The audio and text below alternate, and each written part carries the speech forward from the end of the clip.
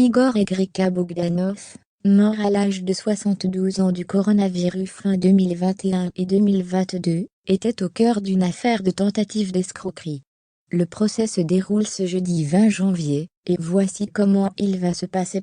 Ce jeudi 20 janvier 2022, 4 personnes s'apprêtent à être jugées pour avoir escroqué un certain Cyril Pien, qui s'est suicidé en 2018.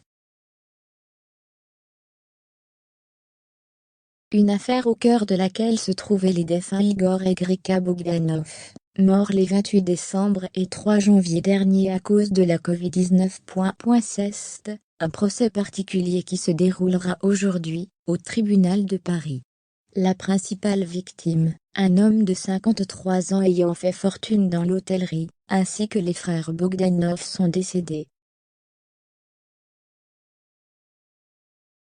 Les jumeaux qui ont été emportés par le coronavirus à l'âge de 72 ans avaient été mis en examen en 2018 pour escroquerie sur personnes vulnérables et tentative d'escroquerie.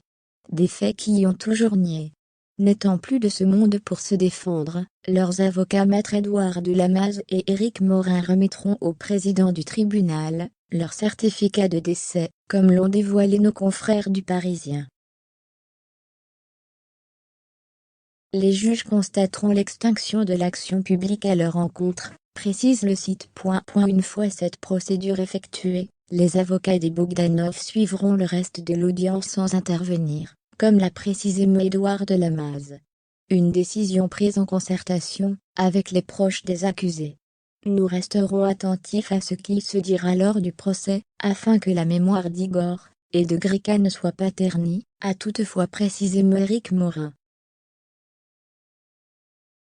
Rappelons qu'Igor et Grika étaient accusés d'avoir tenté d'escroquer Cyril Pien pour régler leurs soucis financiers et relancer Temps X, l'émission de science-fiction qui les a rendus célèbres dans les années 80 et qui devait faire son retour sur C8.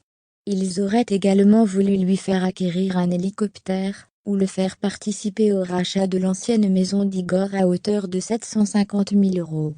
Pas moins de 1,5 million d'euros ont été versés en 18 mois, de début 2017 à juin 2018. Le parquet accusait les jumeaux, avec la complicité d'un certain Tanguy Ifoku, d'avoir placé Cyril sous emprise, pour l'entraîner dans des projets chimériques.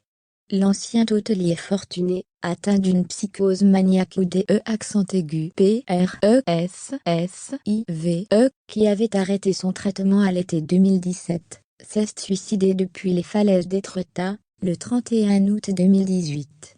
Je suis en grande souffrance, trop c'est trop. Ils m'ont fait croire monts et merveilles, avait-il dit aux policiers peu avant son geste.